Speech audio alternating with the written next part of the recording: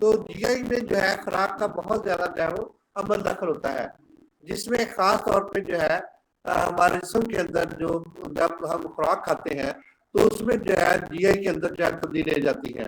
तो ये बेसिकली तौर पर हमारे जिस्म के अंदर जितने भी माइक्रोबियाम होते हैं ये इसके ऊपर जो है बेहतरीन असर रखते हैं।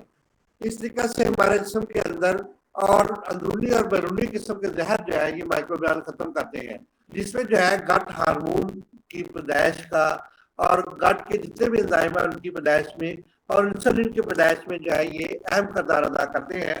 और इसी तरीके से जो है ये बहुत हैरान कुन तरीका है कि जितने भी माइक्रोबियाम यानी कि माइक्रोबैक्टीरिया जो है जितने भी जो है खास फंजाई और फंगस हमारे जिस्म के अंदर बहुत ज्यादा अहम किरदार अदा करते हैं। ये कुदरती तरीका कार है कि हमारे जिस्म के अंदर जो है जितना भी मेटाबॉलिज्म हो रहा है, जिसके अंदर जो है हम जो भी वर्जिश करते हैं, हमारे गट के अंदर जो भी जो है होता है, तो जिसमें जो है गट के हार्मोन में जो है वो इजाफा होता है। तो जब गट के हार्मोन में इजाफा होता है तो ये जो है हमारा निजामी निज़ाम जो है बहुत बेहतर हो जाता है। आप देखें कि जानवर कैसे जानवरों का निजामी निज़ाम कैसा है और उनके अंदर जो है ये कैसे जो है ये गट का सिस्टम जो है वो जारी होता है। तो बेसिकली तौर पर जानवर जो है वो एक चीज को जो है वो खाते रहते हैं, अपने दांतों से जो है वो तमाम गज़ा को अंदर ले जाते हैं। बाद जानवरों के 2 मैदे होते हैं और बाद जानवरों का एक ही जो है वो मैदा होता है, उसके अंदर लेके वापस जो है वो चगाली की सूरत में उसको जो है वो वापस गज़ा को अपने मुंह के अंदर ला के उसको जो है हजम करते हैं और इस तरीके से उसका हाजमे का निज़ाम जो है होता है। तो बेसिकली होता है क्या उसमें कि हमारे जिस्म के अंदर हम तो एक नवाले को 32 बार दबा के जब उसके अंदर मुकम्मल तौर पे माइलेज और सलाइवा को लेके जाते हैं तो हमारे जिस्म के अंदर की चीजें जो है वो चली जाती है।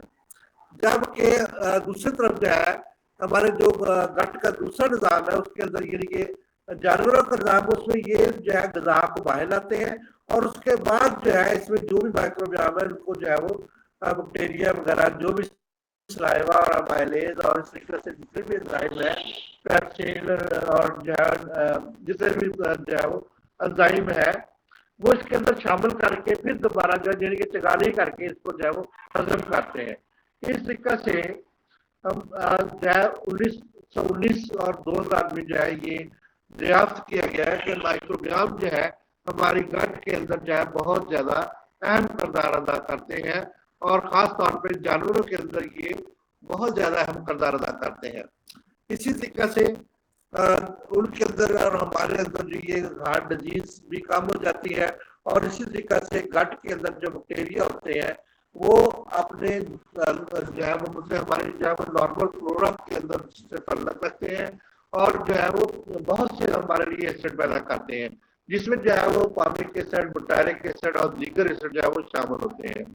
इसमें जो है ये क्या होता है उनकी जो है वो हमारे जिस्म के अंदर जो है ये बीटा ब्लॉकर जो है ये जितने भी जो है ब्लॉकर्स होते हैं ये माइक्रोबियाम की वजह से एंजाइम की वजह से ये खत्म होने की सूरत में जब आते हैं तो ऑटोपैथी जो है वो इसके अंदर जो होना शुरू हो जाती है, जिसके अंदर जो है हमारे जिस्म के अंदर जितनी भी तब्दीली आती है तो ये बहुत ज्यादा जो है एंजाइम अपने काम को सारा अंजाम देते हैं। माइक्रोबियाम का असल काम जो है वो एंजाइम को पैदा करना, ट्रिप्सिन को पैदा करना, पेप्सिन को पैदा करना और इसी तरीके से जितने भी हमारे जिस्म के अंदर एंजाइम पैदा हो रहे हैं वो इसके मतलब जो है थोड़ा सा और भी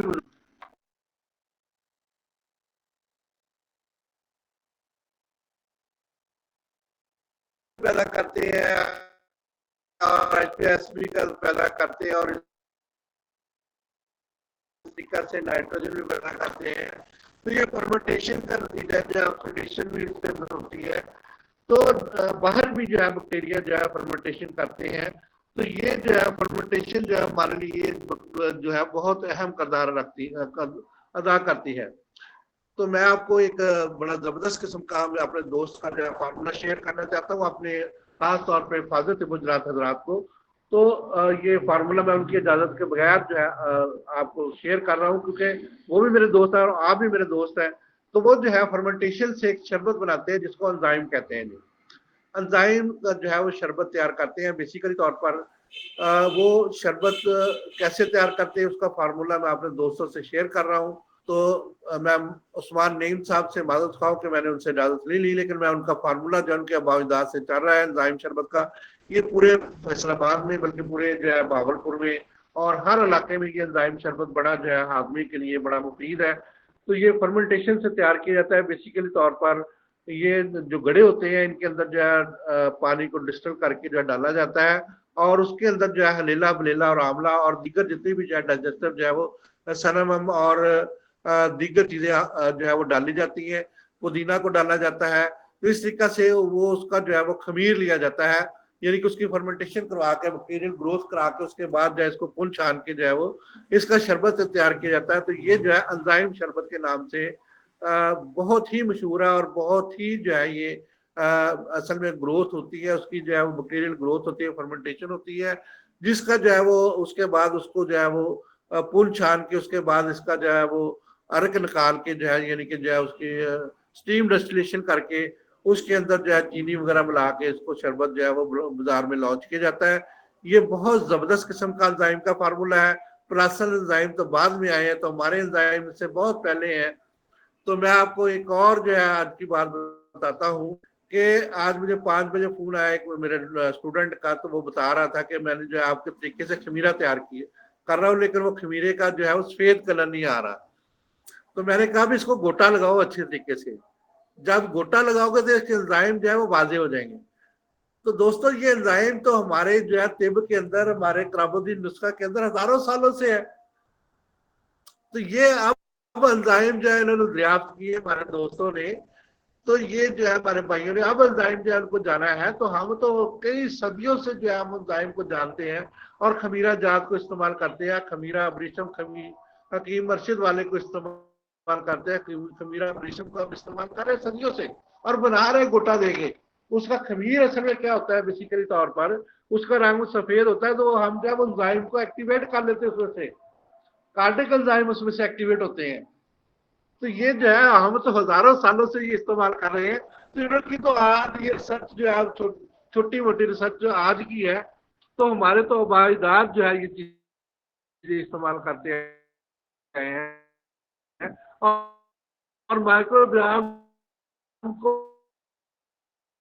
बेशक नहीं जानते थे, लेकिन बेसिकली तौर पर वो जो है इन चीजों से जो, तो थोड़ी सी जीस की भी बात कर लेते हैं। उसमें जो है ये मेरे पास एक बुक है बड़ी जबरदस्त किस्म की, तो ये है पर इसने आखिर में लिखा हुआ है, if you feel sick all over, अगर आप जो है ऑल ओवर सिक फील करते हैं, reading this book could change your life, इस बुक को पढ़ने से तुम्हारी जिंदगी जो है बदल जाएगी।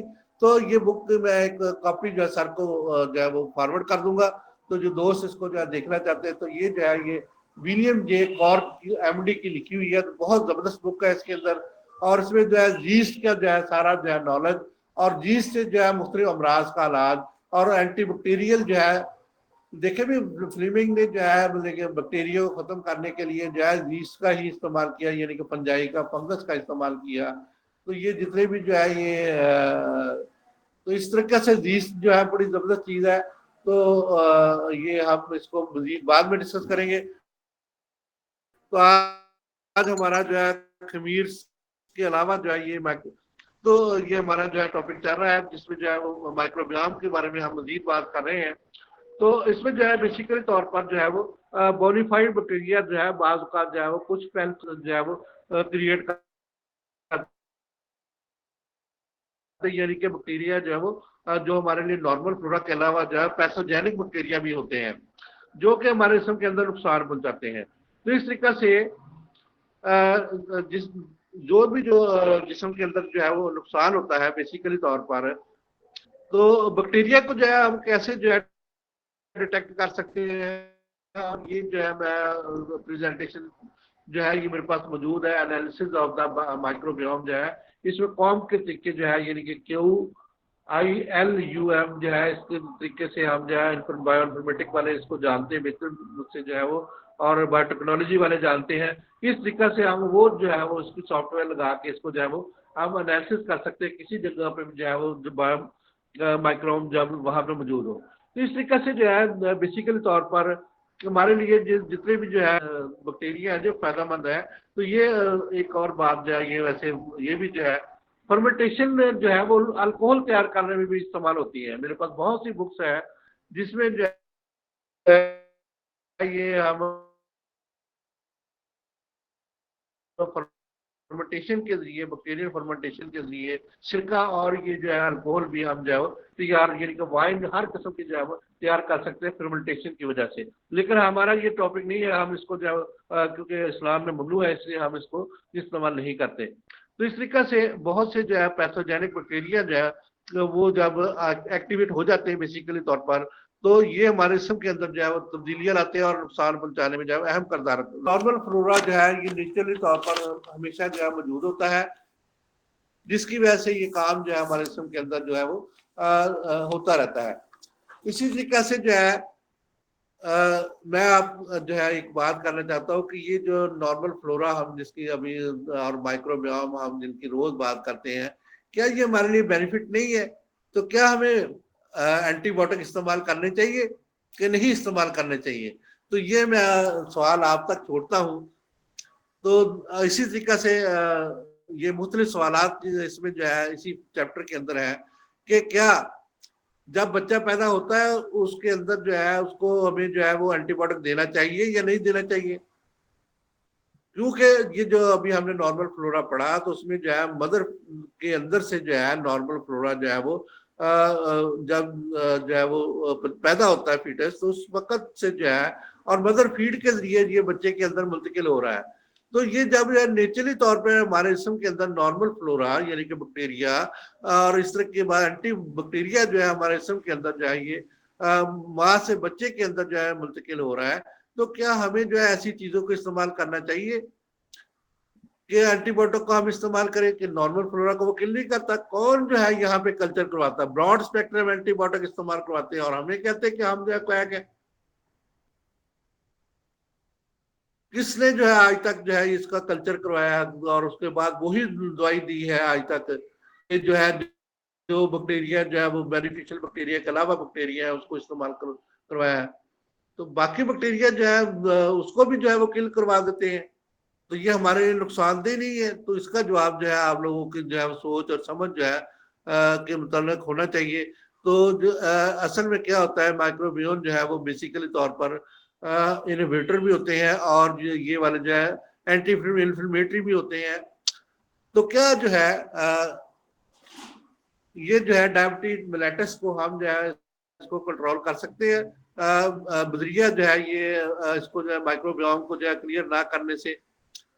तो इस तरीके से बहुत से ऐसी क्यूरीज है, बहुत से ऐसे सवालात हैं और बहुत सी ऐसी चीजें हैं जिनका हमें जो है जवाब जो है रिसर्च के अंदर हमें जो है वो बहुत ज्यादा जरूरत है कि हम इन सवालों के जवाब जो है वो लें कि माइक्रोबियोम के अंदर जो है ये बेसिकली तौर पर जब हमारे जिस्म के अंदर ये नेचुरली तौर पर अल्लाह ने जो है कोई मशीन ऐसे ही पैदा कर दी है ये कि उसके अंदर इतनी ताकत और कुव्वत नहीं रखी कि वो बीमारियों का मुकाबला कर सके। तो इम्यूनिटी पावर जिस्म के अंदर जो है वो बेसिकली तौर पर माँ से जो बच्चे के अंदर मुंतकिल होती है, इननेट इम्यूनिटी जो है हमेशा जो है वो जिस्म के अंदर जो है नेचुरली तौर पर मौजूद होती है। तो इस तरीके से जो है हम बहुत से जो है सवालों के जवाब जो है हमें रिसर्च की इंतहाई ज्यादा जरूरत है।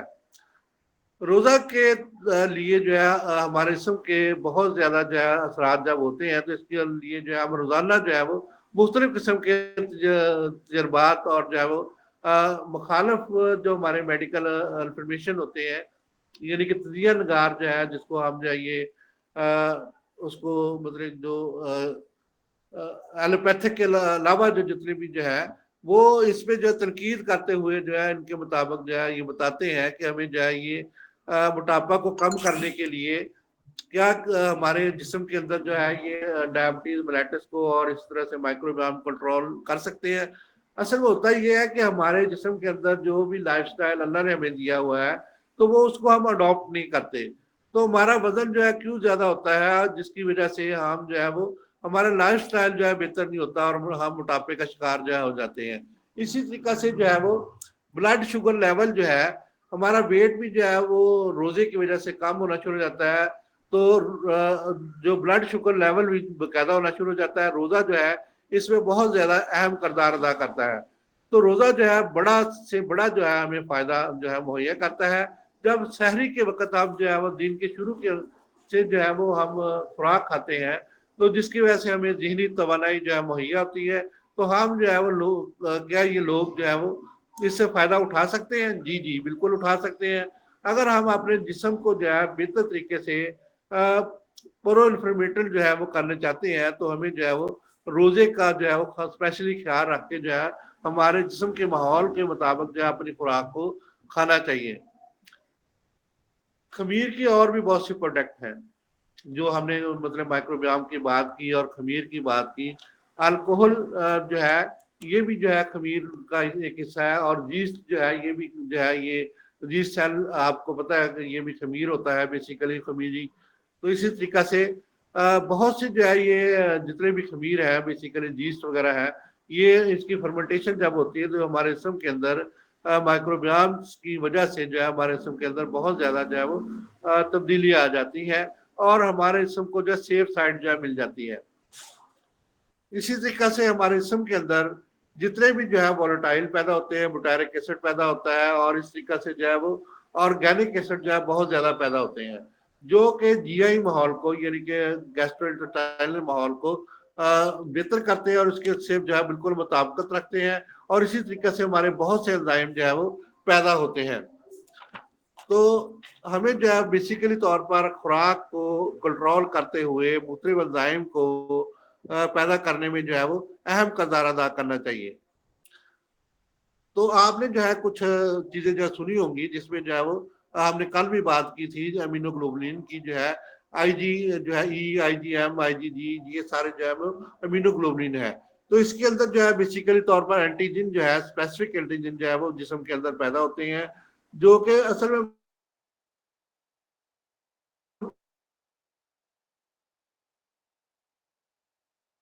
जिस्म को ये ऑटोइम्यून डिजीज है क्या बेसिकली आता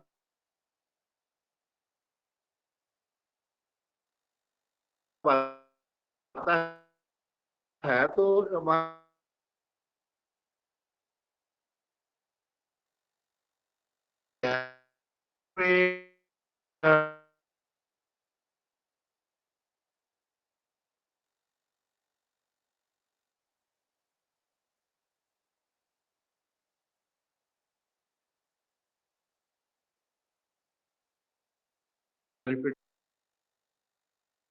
का जो है वो बहुत ज्यादा बुलझाल आ जाता है, जिसकी वजह से ऑटोइम्यून डिजीज जब हो जाती है तो उसमें जो है बहुत ज्यादा जो है ये हमारे जिस्म को नुकसान पहुंचने के चांसेस जो है वो हो जाते हैं। तो इसके बारे में जो है वो हमने आप लोगों से रिक्वेस्ट है कि आप इसको जो जरूर देखें और इन चीजों को जो है वो जारी रखें। तो मैं अपने दोस्तों का बड़ा मशहूर हूँ कि उन्होंने मुझे जो है ये टेलीफोन करके गॉइटर के बारे में बताया कि इसको गलट कहते हैं। तो वाकई इसको गलट कहते हैं जी, गलट की बीमारी गॉइटर की बीमारी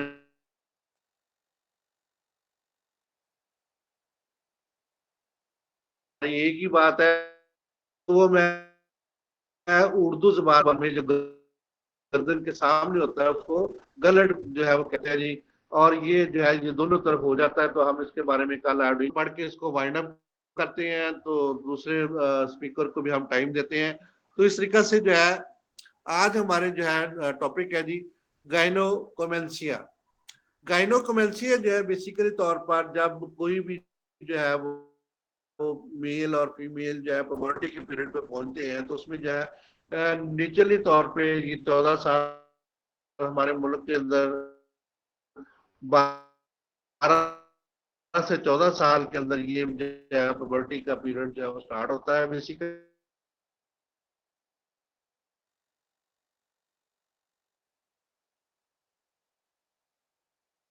तौर पर। तो इसके अंदर हमारे जिस्म के अंदर स्कैंडी जो है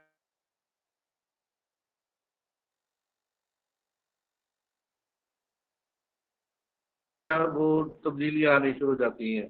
और उसके अंदर जो है बेसिकली तौर पर मुख्तलिफ हार्मोन का स्पेशली किरदार होता है, जिसमें जो है ये जो गाइनो हार्मोन तो जिसमें जो है ये अल्लाह ताला ने नेचुरली तौर पर जो है मेल लेडीज के अंदर भी मौजूद होता है और ये मर्दों के अंदर भी मौजूद होता है। तो जब मर्दों के अंदर बेसिकली तौर पर प्यूबर्टी के अंदर जब टीन एज के अंदर ये प्रॉब्लम जो है, ये मतलब इसका जो है वो लेवल जो है वो कम हो जाता है टेस्टोस्टेरोन का, एस्ट्रोजन का लेवल जो है बढ़ जाता है।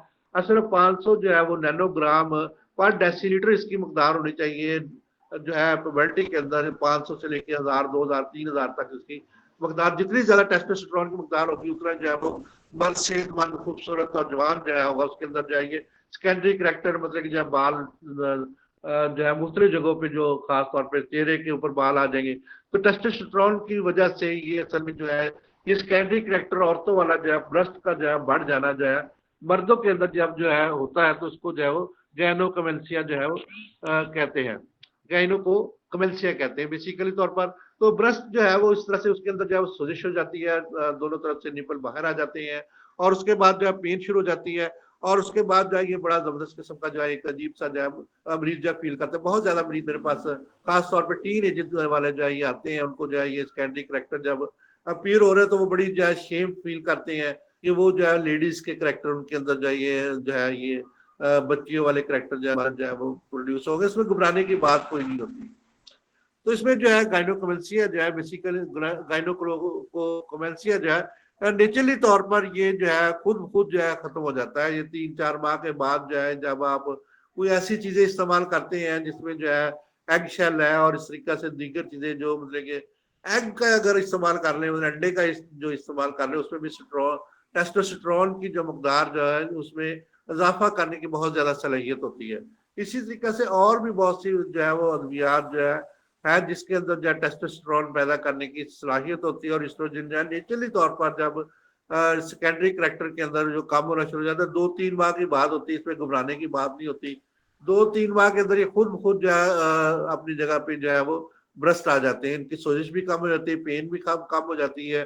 तो ये खुद खत्म हो जाते हैं। लेकिन जो है जिन लोगों को ये नहीं खत्म होते तो उनको मैं जौहर खसिया इस्तेमाल करवाता हूँ। इसमें किसी खमीरे के अंदर या किसी भी चीज के अंदर जौहर खसिया इस्तेमाल करवाता हूँ जिसके अच्छे रिजल्ट होते हैं।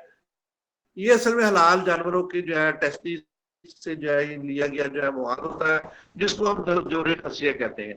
तो इसमें भी जो है बेसिकली तौर पर वही जो है hormone testosterone hormone, testosterone hormone naturally तौर पे इसको जो है खुशक करके उसको जो है प्रोटेक्ट करके हम उसको जो है पाउडर तैयार करके लोगों को जो है इस्तेमाल करवाते हैं। इसमें जो है सलाहियत मौजूद होती है कि टेस्टोस्टेरोन में जो है वो इजाफा कर सके। तो इसमें जो है शहद में मिला के या वैसे जो है हम इसको जो है जोहरे खसिया को इस्तेमाल करवाते हैं। नेचुरली तौर पर ये जो है वो सॉरी टेस्टोस्टेरोन की मकदार को बढ़ाने में अहम किरदार अदा करता है। चंद ही दिनों में, ये हफ्ता 15 दिन के अंदर जाएंगे जब टेस्टोस्टेरोन की मकदार जो है नेचुरल मकदार जो है जो गवार मकदार है, यानी कि जो असल में बहुत ज्यादा लोगों को मैंने देखा है कि 200, 220, 285 यहाँ तक उनकी जो है यूनिट्स पर जो है वो डेसीलीटर की मकदार होती है।